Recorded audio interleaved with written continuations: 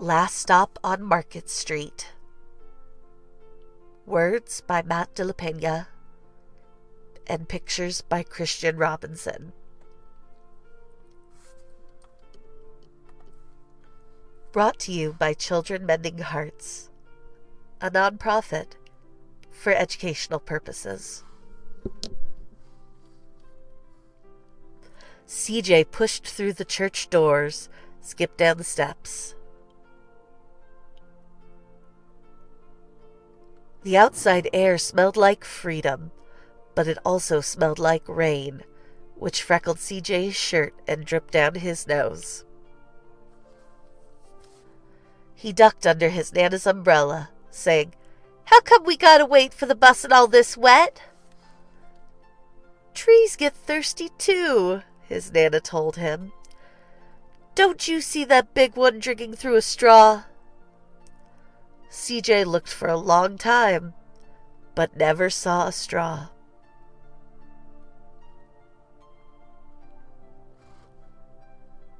From the bus stop, he watched water pool on flower petals, watched rain patter against the windshield of a nearby car. His friend Colby climbed in, gave CJ a wave, and drove off with his dad. "Nana, how come we don't got a car?"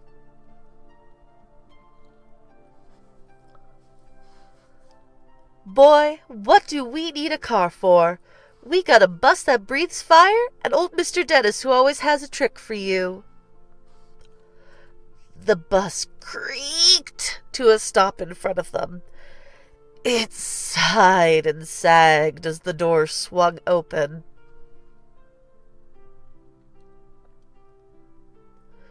"What's that I see?" Mr. Dennis asked. He pulled a coin from behind CJ's ear, placed it in his palm. Nana laughed her deep laugh and pushed CJ along. They sat right up front. The man across the way was tuning a guitar. An old woman with curlers had butterflies in a jar. Nana gave everyone a great big smile and a "good afternoon." She made sure that CJ did the same. The bus lurched forward and stopped. Lurched forward and stopped. Nana hummed as she knit. "How come we always got to go here after church?" CJ said. "Miguel and Colby never have to go nowhere." "I feel sorry for those boys," she told him. "They'll never get the chance to meet Bobo or the Sunglass Man. And I hear Trixie got herself a brand new hat." CJ stared out the window, feeling sorry for himself. He watched cars zip by on either side, watched a group of boys hop curbs on bikes. A man climbed aboard with a spotted dog. CJ gave up his seat. "How come that man can't see?" "Boy, what do you know about seeing?" Nana told him. "Some people watch the world with their ears."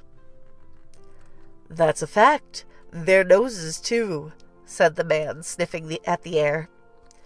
"That's a mighty fine perfume you're wearing today, ma'am." Nana squeezed the man's hand and laughed her deep laugh. Two older boys got on next. CJ watched as they moved on by and stood in the back. "Sure wish I had one of those," he said. Nana set down her knitting. "What for? You've got the real live thing sitting across from you. Why don't you ask the man if he'll play us a song?"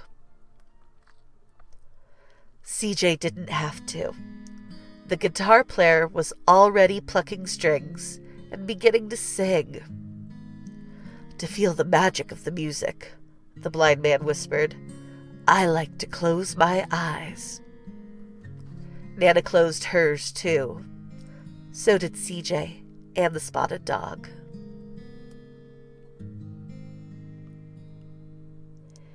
And in the darkness, The rhythm lifted CJ out of the bus, out of the busy city. He saw sunset colors swirling over crashing waves, saw a family of hawks slicing through the sky, saw the old woman's butterflies dancing free in the light of the moon. CJ's chest grew full, and he was lost in the sound, and the sound gave him the feeling of magic. The song ended, and CJ opened his eyes. Everyone on the bus clapped, even the boys in the back. Nana glanced at the coin in CJ's palm. CJ dropped it in the man's hat. "Last stop on Market Street," Mr. Dennis called. CJ looked around as he stepped off the bus.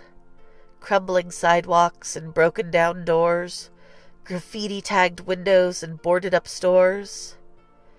He reached for his Nana's hand. "How come it's always so dirty over here?" She smiled and pointed to the sky. "Sometimes, when you're surrounded by dirt, CJ, you're a better witness for what's beautiful." CJ saw the perfect rainbow arcing over the soup kitchen. He wondered how his Nana always found beautiful where he never even thought to look. He looked all around them again, at the bus rounding the corner out of sight, and the broken street lamps still lit up bright, and the stray cat shadows moving across the wall. When he spotted their familiar faces in the window, he said, "I'm glad we came."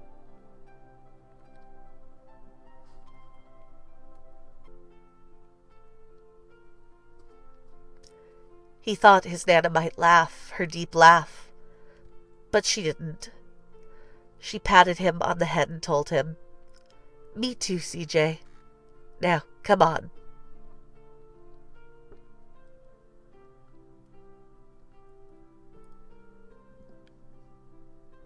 The end. If you enjoyed this story, please check out our reading guide and activity on ichooseempathy.org.